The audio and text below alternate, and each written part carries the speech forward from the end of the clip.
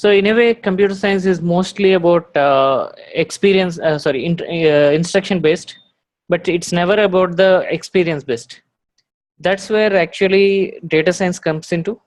So you see, everyone is mostly interested in learning by experience than learning by instruction, because the real world is not really instruction based. You cannot say, okay, do this, after this, do this, do this, do this. That's not how the world works. The world works by experience. The computers or the robots, they have to learn themselves by looking into the past experiences. Based on the past experiences, you have to find out what you have to do next. So let me give you an example about this.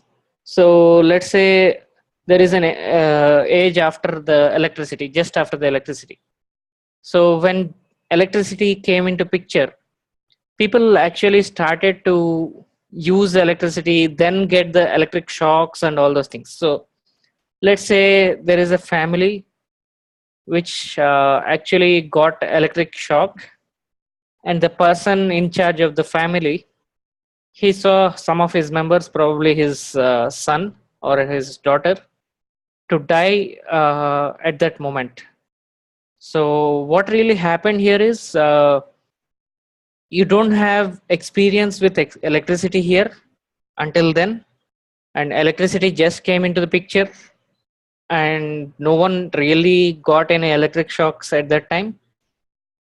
And one person of his own family died because of the electric shock.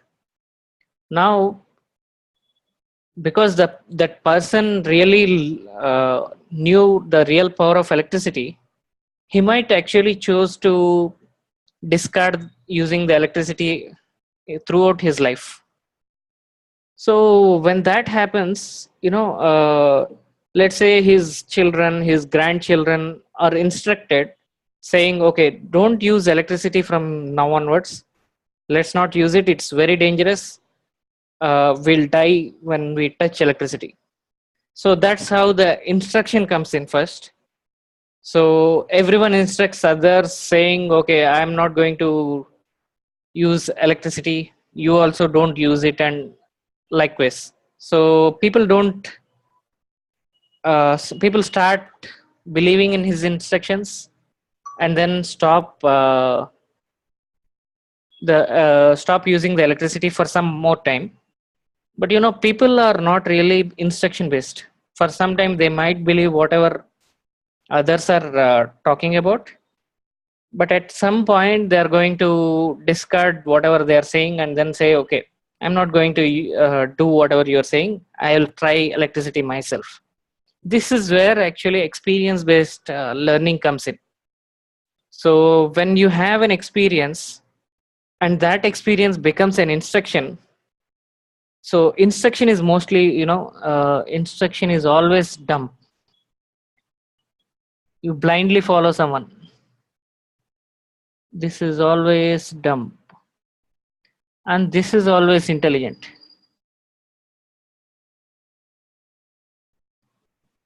Because, and this is also dynamic actually. Experience is always dynamic, which you cannot feed into the system at the first moment. Initially there won't be any intelligence, but over the period of time you gain the intelligence by experience, and then find out what exactly is electricity. So the family that got electric shock, that guy, over the period of time, or his offsprings, or his grandchildren or someone, over the period of time they learn that, okay, if you touch the electricity it is dangerous, but if you don't do that, it is very harmless. So that is what you want as a computer. That's what your purpose is, to instruct your computers. So you don't want to instruct everything to the computer. You want to instruct, okay, this is the experience that you want to learn. Now you learn on it on your own. That's how data science first came into picture. So let's understand what is the importance of the data science. What you are going to gain with it. What are the questions that it is going to answer? So primarily, I categorized into three categories. So one is which category does it fall into? Let's say you have a problem with, let's say, a medical science problem, and the medical science problem is like this. So there are people who are having cancer, who are not having cancer, and based on the past experiences, based on his blood samples, based on his urine samples, or based on his other reports like MRI scan and all, you want to find out if he's having cancer or not based on his past experience. So that is one way where you want to categorize the people into he will have a cancer or he will not have a cancer. So that is the first question that data science is going to answer. Which category does it fall into? The second one is how much it will be in future. When I say how much it will be, it is some value that I want to predict. So let's say I have the same electricity problem, but in this case, I'm a company, I'm not a individual or a family person.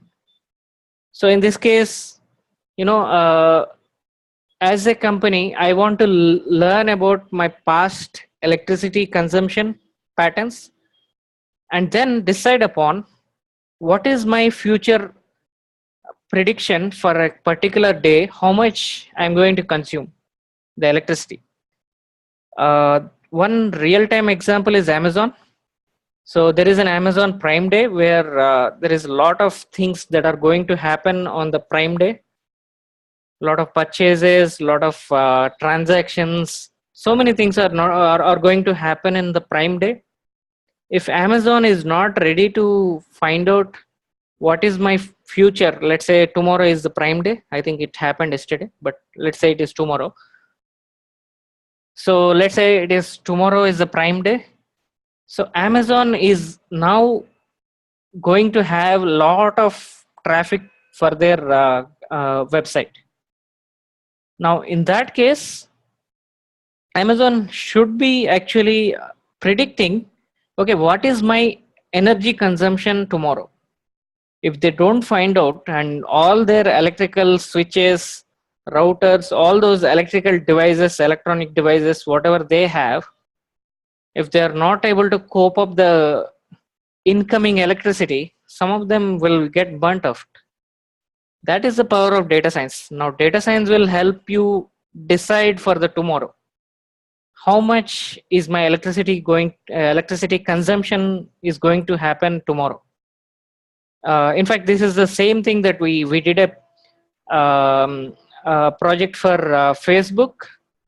So Facebook is having the same problem. It is a very similar problem.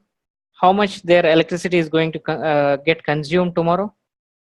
So it's actually for the next 5 years so that they can plan for their data centers. So you see, Facebook is having so many data centers, and each data center is very huge. And if you don't know what is the incoming electricity, you don't know what load your electrical systems is going to handle, then your data center is in a mess. So that's the same thing that we did for Facebook, and it was successful, by the way. Anyway, so that is the second question that data science is going to answer. Then the third question is, what is it similar to?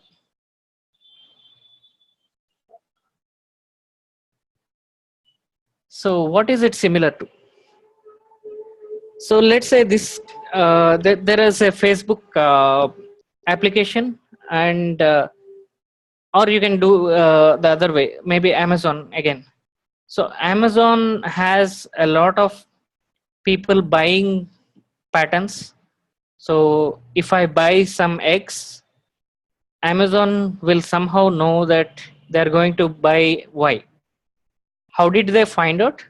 They found out actually what are the similar transactions that Amazon is actually handling, and then cluster them into different groups.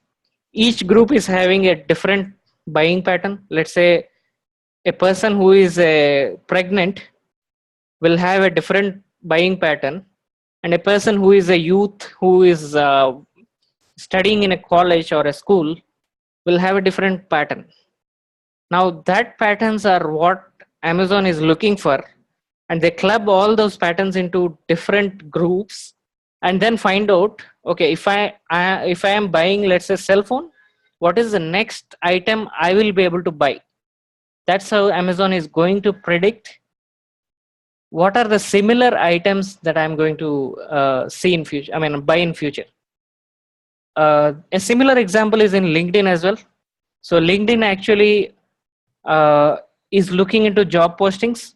So based on my profile, if I am looking into some job profile X of Booz Allen, let's say, and then after looking into Booz Allen, let's say my next job that I am looking into is Microsoft.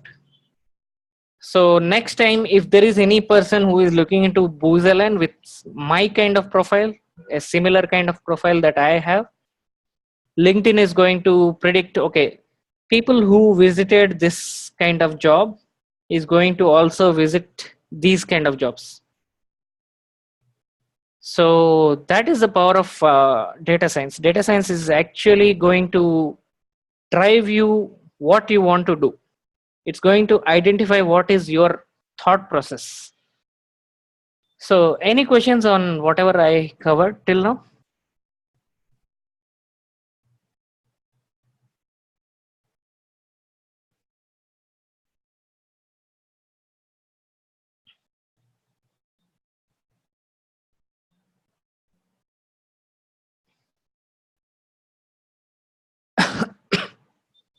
So any questions, anyone?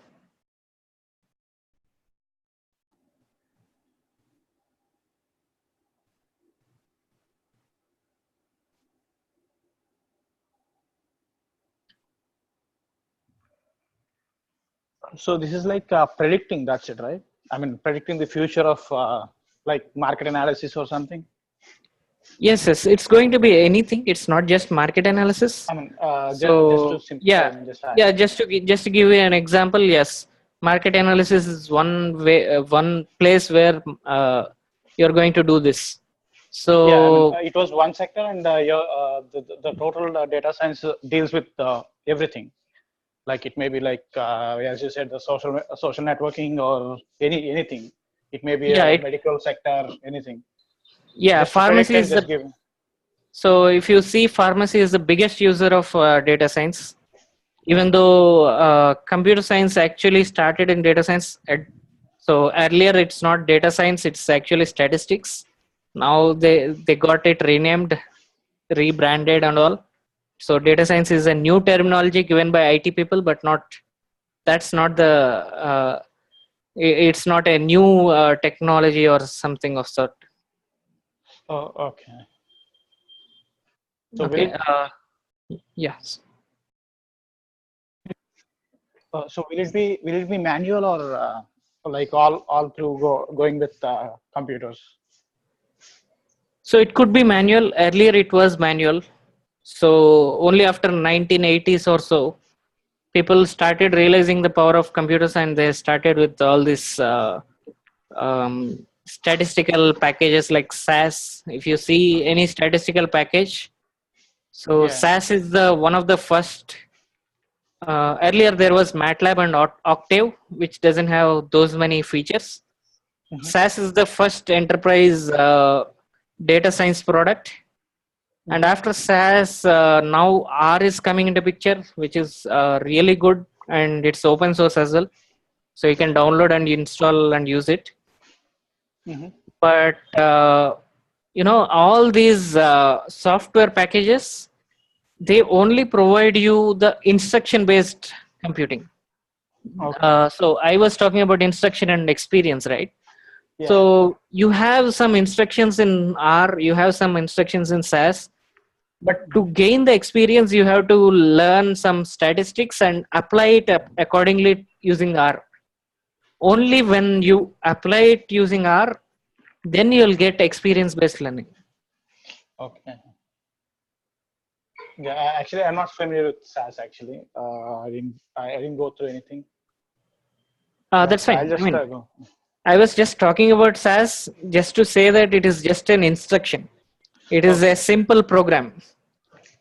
Okay. So it doesn't have anything that you can really use it unless you know the statistical background. That's where I was Oh. going into. Okay. Actually, we used to have some statistical methods for pharmaceutical background, and Right. that was a very little thing. So Right, I, right. just- I used to know like very small things, but I don't know how they would help me in learning this one. But Right, right. let's see. So, in general, in clinical trials and all, SAS will be used. I guess you are Yeah. using in the same direction. I'm not sure, but yeah. Yeah, I'm an analyst actually. So I'm a pharmaceutical analyst. So I Right. just go through like all analysis based and everything, like uh, not into the clinical trials part. Oh, okay, okay. That's good. I got it. Yeah. So yeah, that's how it is. So the basic things are only three different predictions that it's going to do. What is it similar to? How much it will be in future, and what category does it fall into? So if I want to give, if you want me to give some appropriate name, this is called actually classification, Yeah. and this is a regression, Hmm. and this is the clustering.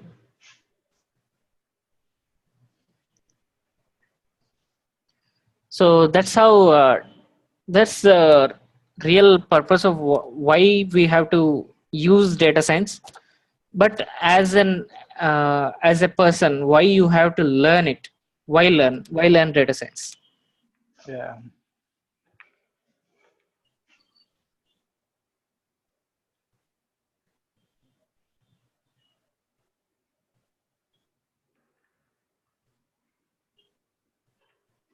So I can give you few reasons why to learn. So first of it is if you go anywhere in the internet and search about data science, the first thing you will find out is it is the hottest skill of 21st century.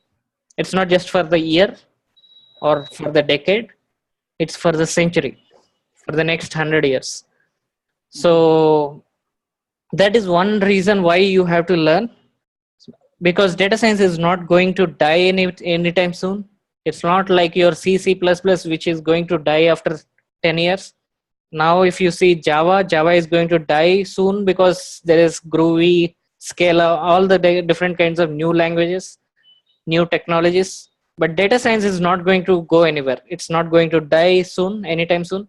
It's going to be there. If only it is going to get improved day by day. So that's how it is going to be happening. So it's a happening technology of 21st century. That is one reason why I would say learn data science. And second thing is, like I said, it is just picking up data science. Once it picks up and it's going to be at the peak level, which is not going to happen anytime soon, why I will discuss after this. It's not going to pick up anytime soon. It's going to take a lot of time to go into the peak of the data science adoption. So that is one more reason why it is going to pick up. Why it's going to take a lot of time for it to pick up. So IT, the problem is, if you see any IT buzzwords, you can always see about IoT and big data and data science. These are the three most common terminology that at at the moment you will be seeing in the market. So IoT is Internet of Things. Big data is all about Hadoop and Hadoop and Spark. And data science is all about whatever I'm talking about. So these are the three things that you commonly encounter. Let's talk about IoT. IoT is all about data collection. So IoT, what they say is every device is intelligent, every device is internet connected. So every device can send out data and put it in a common repository so that you can analyze. So IoT doesn't talk about any intelligent system by itself. IoT talks about collecting the data, putting it somewhere, then you do whatever analysis you want. Now comes big data. Big data is all about processing the data. You have lot of data, let's say terabytes, petabytes of data, and you want to process it. But it doesn't tell about what processing you want to do. It only tells about how to process large amounts of data. Now, data science is the only terminology in the market currently which is actually doing the actual analysis work. Now, you have a lot of data. Based on that data, big data can only do counts, average, sum, only basic kind of analysis. Let's say I have lot of advertising data, lot of advertising data by consumers. Now, if I want to find out purchasing patterns, I cannot find with big data. I can only find how many times you have visited that site, or what is the average number of purchases you have done till today. These are the kinds of things that you can do in big data, not more than that. But with data science, with the same advertising data set, what I can do is I can take all the data, then find out purchasing patterns. Then, like I said, if I bought some item, can I buy some other item? Now, this is going to improve the business. Now, so data science is directly related to business. So you're directly going to improve your business just by using data science. Sorry. So whenever you use data science, you are going to learn about business, without which you are not going to do any data science. That is for sure. You need to know domain before any data science project.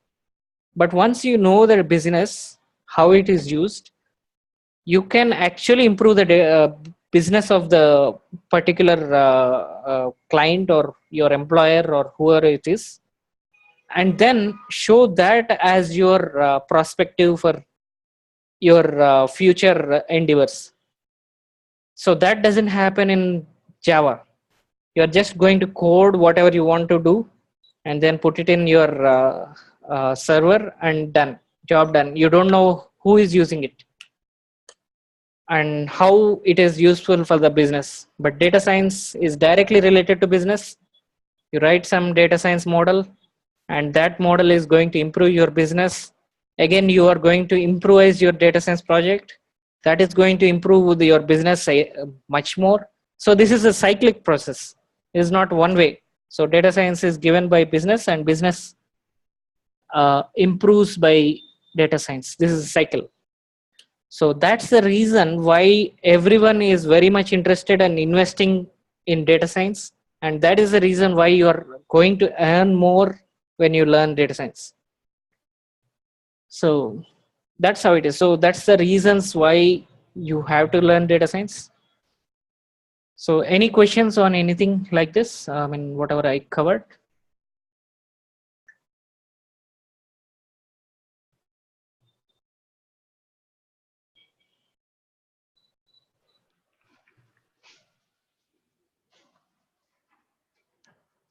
Yeah, nothing. Thank you.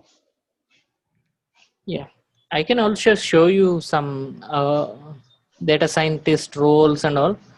So I already opened indeed.com. So you can see how much they are earning.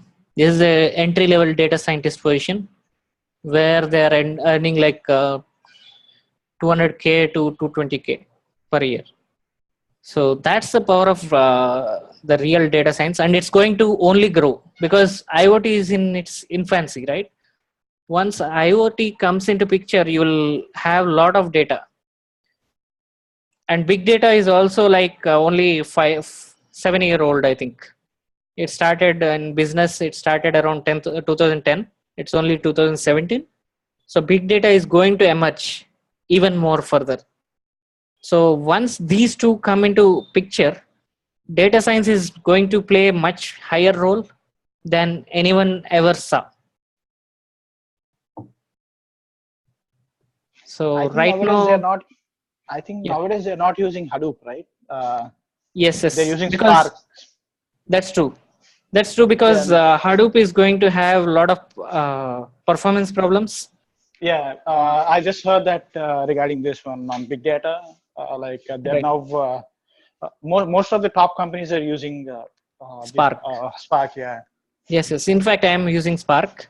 The reason Uh, for using Spark is Hadoop and is very slow in its processing. Everything happens like it doesn't happen in the real time, and people doesn't want something to run on 30 hours and then find the results. yeah, I mean the So simple way is like using hard disk and flash drive. yes, Simple example. Flash drive is yeah, a Spark and this is right, right. Right. So Hadoop is not. So what I am saying is, big data is going to emerge. It's not about Hadoop anymore. So while emerging, some of the technologies. So one of the symptoms that that you can find when something is emerging is something will get obsolete very soon.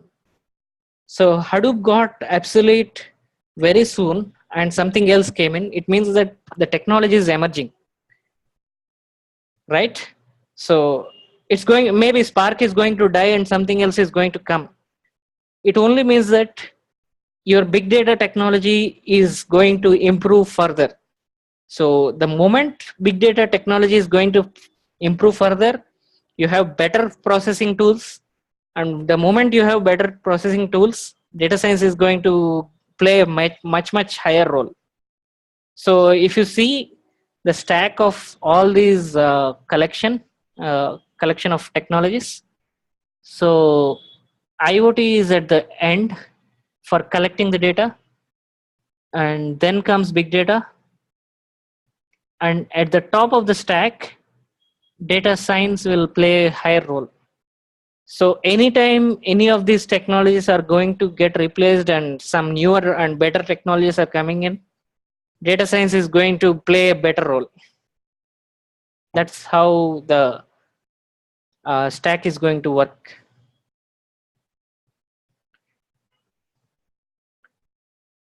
And that is the reason why you have to be at data science, not at big data. So tomorrow, if you learned Hadoop, and after some time, people say you're no longer in the market, Spark is something that is coming up, you have to go and learn there. But data science, there are no major changes since the past century. I mean, things are going to improve, but not drastic improvement. So Hadoop and Spark are drastic improvements. It's complete rewrite of everything. But data science is not going to be like that. It's going to be improved upon whatever is already learned. So yesterday there was neural networks. Today neural networks got improved, and they say convolution neural network, recurrent neural network. There are some terminology around that, but these are based on the neural network itself. They're not a new terminology anymore. So people talk about deep data science, all those things. Deep data science is nothing but it is lying on top of data science. So maybe I can add one more as part of this, deep data science. Sorry.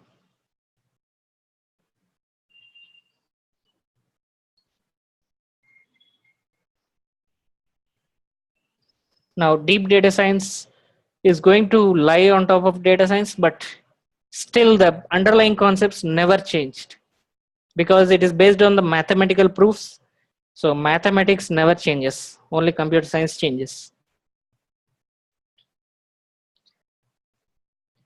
So any questions or any comments?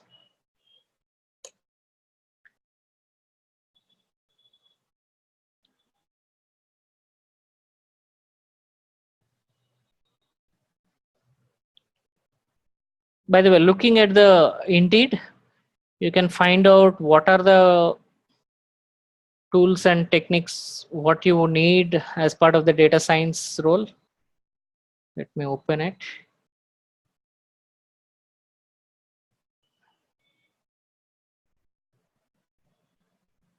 Let me open. Yeah, this is the one I was talking about. Data scientist is the sexiest job of 21st century. It's not going to go anywhere in the next 2 years or 5 years. That's not how it works. It's going to stay for the next century, at least.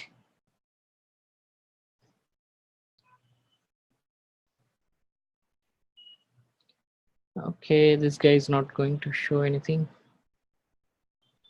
Let's see this one. Okay, let's see the job responsibilities. He's going to work directly with the client stakeholders and all those things. Yeah, here is what I was telling about.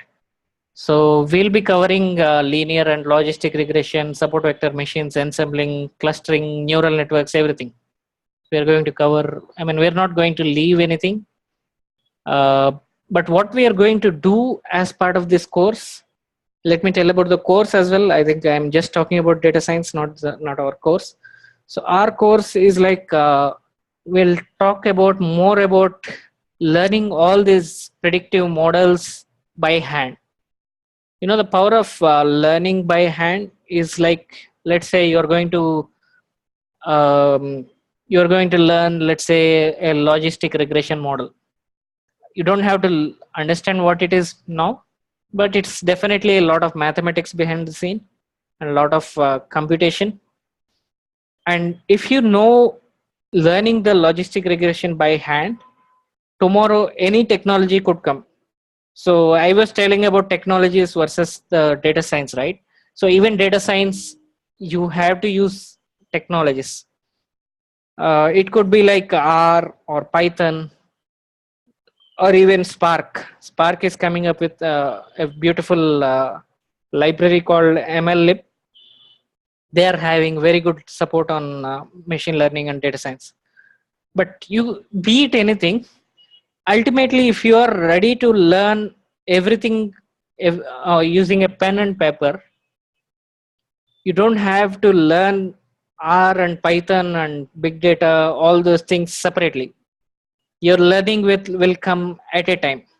So once you do everything by pen and paper, it's all about learning those functions and trying out yourself. So what we'll be trying first is we'll be training you to do all these things by using pen and paper. Once that happens, then you'll go into R. Using R, you'll be able to implement the same thing. And once you learn one language, you can learn anything yourself. That's how it works here. So that happened to be working for last couple of years, and we have seen so much importance of using pen and paper. It is almost like learning some math, learning how to add two numbers. If you know how to do it in using pen and paper, then comes the calculator. The calculator aspect is your R, Python, and big data, which you're going to learn very easily. So does it make sense, everyone? So that's how we are going to do. So all this we are going to learn. And if you see the technical aspects, they are also saying in experience with tools like R, Python, SAS. So in general, R, from what I have seen in almost all the job postings, R is compulsory. I have seen many postings and I have seen R to be always there. So that's the reason, that's another reason why we chose R actually. And yeah, and they're also talking about some big data technologies and all, which is like a, so in a way, if you see any person who is working in data science currently, they mostly use one of these technologies, but not all of them. So this is more like a template that they have, but in general, they will only you look at how much expertise you have in data science and one of the tool like R or Python. So that's all about what I have. So please, one more thing is, please in the chat, just mention your phone number, email ID, and name so that we can contact you.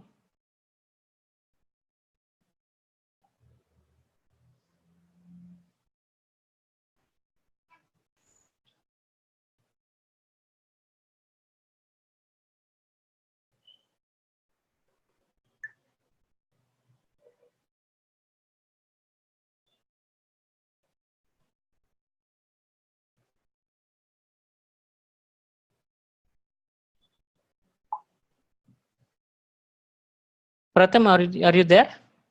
And Nagarjuna, can you provide your names and email IDs and phone numbers? Three of them in the chat window that is there.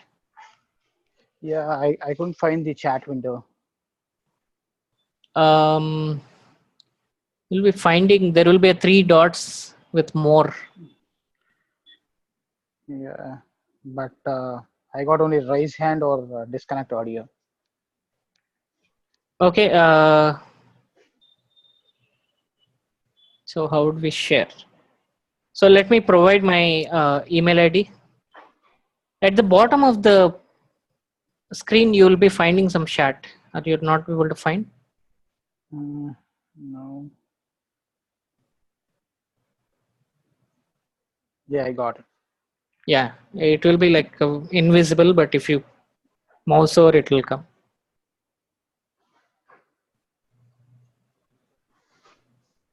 Did you get my mail? Yeah, I got it. Please also share your number and your full name. Yeah.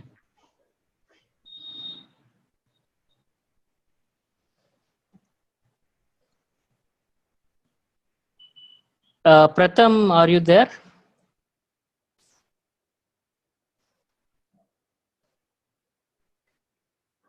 Yeah, I gave you my mail number and my full name.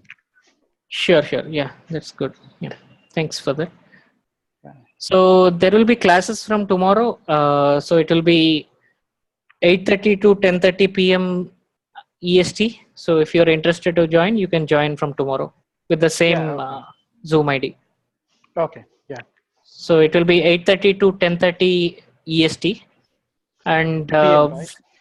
yeah, PM. Yeah, sorry for 8:30 p.m. to 10:30 p.m. EST, and you'll be having holidays on Tuesday and Saturday.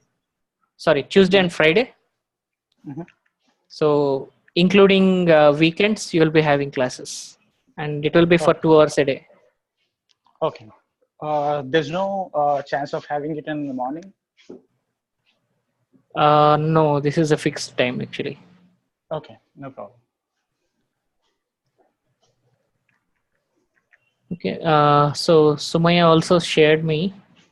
I think Pratham did not share me. So Pratham, if you are there, I think if you share, we can close the session today.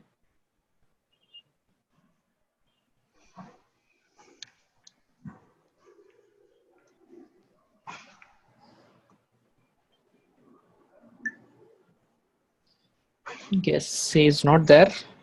That's fine. We'll catch up later then tomorrow. Yeah, okay. Yeah. Okay then. Yeah. Thank you. Bye.